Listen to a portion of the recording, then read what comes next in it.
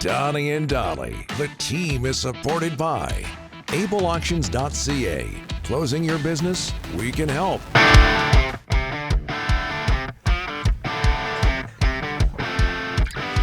It is Wednesday, and all of our guests today, including John Shannon, standing by, NHL analyst, hockey storyteller, brought to you by our title sponsor, Able Auctions and ableauctions.ca. As we bring in John Shannon. John, thanks for doing this as always. How are you? Guys, it's just been I'm online trying to get my Sabrina Carpenter tickets for next Monday at the Coliseum. Ryan and I are gonna go together. So. Yes. Something tells me you'll stand out in that crowd, John. Just so you know. Yeah. Hey, you think? Yeah. Well, when they start yelling, "Move over, Gramps," you know you're standing outside. I get that all the time from these two guys. Hey, John, Sportico, evaluating all NHL franchises. They are now worth, according to Sportico, at least all of them, at least $1 billion, led by the Toronto Maple Leafs. Your reaction to that, and is that a reflection of the job Gary Bettman has done? I think it's a reflection of a few things. And by the way, I do think that Gary's probably sitting in his New York office smiling a little bit. Mm-hmm. Even Michael Landauer, who paid $950 million for the Senators, has seen another $65 or $70 million of investment paid off. Now, mind you, you have to sell your team to try to get this kind of money. Yep. It's not as if you have it in your pocket. And I think when you look at what the discussion was here in Toronto, with the value of Maple Leaf Sports and Entertainment and the recent purchase of the Bell stock or the Bell percentage by Rogers for almost 4.7 million Canadian dollars, it does kind of fit in to what those numbers are. You guys talked about it earlier. We have more and more billionaires in North America. We have money coming from the Middle East. We have money coming from Europe as well. People want to invest in sports because it is a pretty good return on investment long term, and it's fun. Everybody wants to play in the sandbox, Donnie. Did you ever think, John, going back to when you started in this business, that we would see something like, first of all, seeing 32 teams, but each of them worth at least $1 billion? You know, the Canucks were sold or were bought for $6 million in 1970. Mm-hmm. Yep. $6 million. You guys talked about Francesco buying for $250 million. Remember, it was a big fight. It was a big fight for Francesco with Tom Gillardi. Yes, right. We know. And it became. And by the way, John McCaw, memory serves me, John McCaw paid less than $60 million for the Canucks in '95.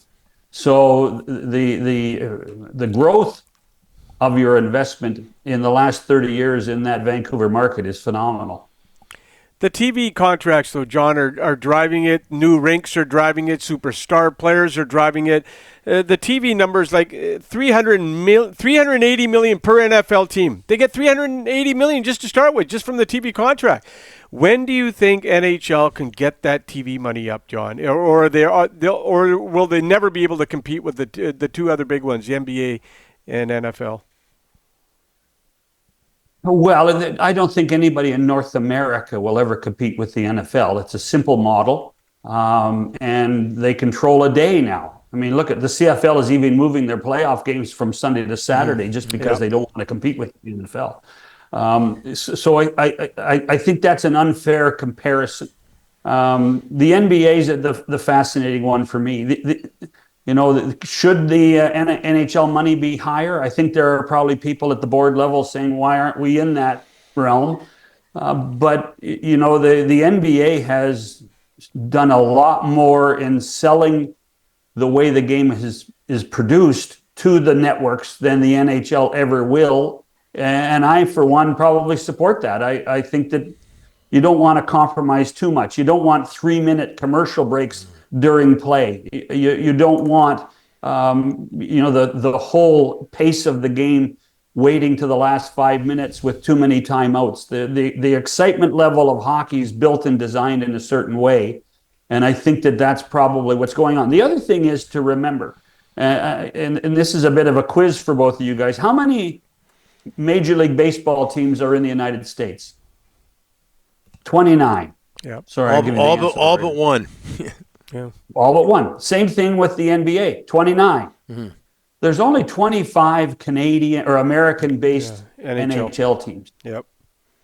So, how much are you compromising in TV revenue in the United States, which is a much bigger market? How much are you compromising by having 4 less teams that would drive revenue for you? That is a question that gets asked a lot around the league. It gets asked a lot when you're talking to selling your rights. So that's one of the reasons why there's so much discussion every once in a while about that, that E word, expansion, because there's lots of people that want to elevate the NHL on the U.S. side of the border to have the same amount of franchises that the other major sports leagues do. John, the Boston Bruins have had a great 13-year run going back to 2011. They've been successful. I was watching Boston-Philly last night. They got booed. They got booed off the ice. And, they're 4-5-1 right now. They're 25th in the NHL. Are we going to finally see these guys take a slip? Well, I think you have to ask the question: where's the goal scoring coming from? Yeah. I don't think you can really criticize the defense. I don't think you just signed your goalie to 8 years at $68 million. And I don't, they really lost the game last night to Philadelphia 1-0 with an empty net goal. So where's the goal scoring coming from? Brad Marchand can't do it himself. Lindholm. Where are the centermen? Where are the centermen on this team? So that's the real issue with what's going on with the Boston Bruins, is their strength up the middle. The blue line's not a problem, but their centermen, and where's the goal scoring coming from? David Pastrnak, Brad Marchand, they can't do it all themselves. It's really becoming a depth issue of their top 9 forwards. And before I let you go, John, Marc-Andre Fleury, big ovation last night in Pittsburgh, playing his final game, unless they meet the Stanley Cup final. Final game in Pittsburgh where he spent 13 successful seasons. What's his legacy? Well, he's a Hall of Famer for sure, Don. I think he'll be a first ballot Hall of Famer when he becomes eligible in 3 years when the season ends next June for him.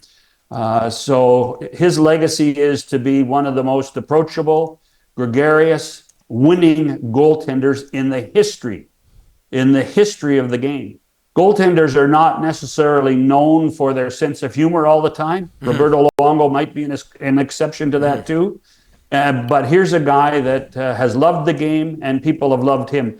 But can you imagine being the general manager of the Pittsburgh Penguins, and you're sitting up there and you're getting beaten by a visiting team, and the home crowd is chanting for the visiting goaltender?